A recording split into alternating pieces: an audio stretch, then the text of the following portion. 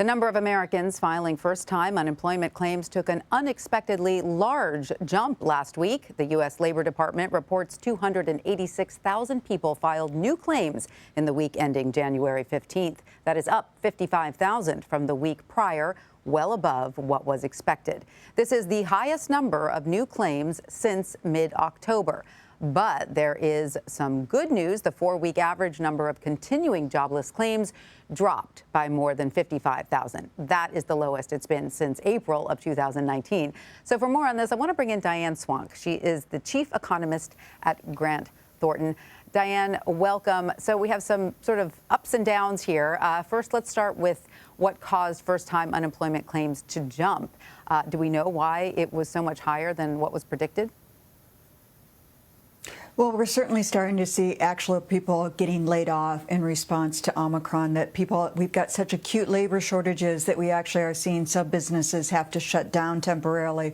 And in response to that, these people don't have any way of paying their bills except to apply for unemployment insurance. So this is really sort of a sad turn of events. And that earlier data that you quoted about the four-week moving average, that was back to beginning of January. It was lagged data. So it's more reflective of what has been than where we're going at the minute. And at the moment, we have to get through the Omicron wave, which is also sidelining a lot of people being able to even show up at work that are being paid. I also know of people who have had to use vacation time in order to deal with their Omicron illness as they're out work, some of them taking and borrowing vacation days from next year to be able to deal with being off and sidelined right now. And those are the ones lucky enough to get paid while they're sick.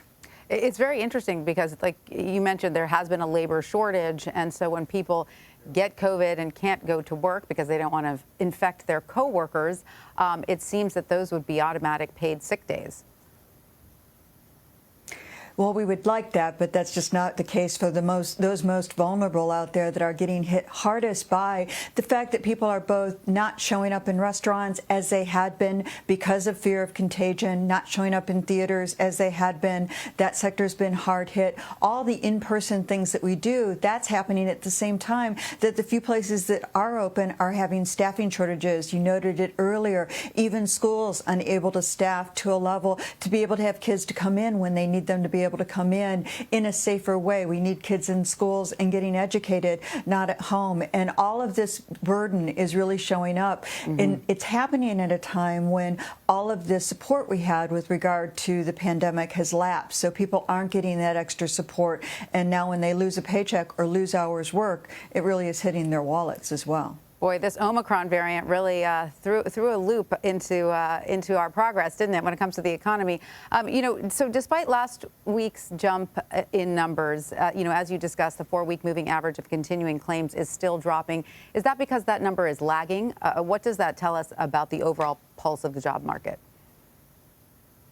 So it is lagging. That's actually only through January 8th, and so it's lagging by an extra week. And I think what's important about that is that's more reflective of what was at the end of last year than what is today. The good news is we hope we can get back there again fairly quickly in the wake of Omicron. We need to do that given we don't have the support we once did, because, of course, those can afford at least are getting hit the hardest by this. But I think that's important, is that we were moving in the right direction, and many metrics in the labor market were certainly picking up and hot out there. That was good news. The unfortunate issue is that we also have hot inflation, which has been the double-edged sword of this hot economy.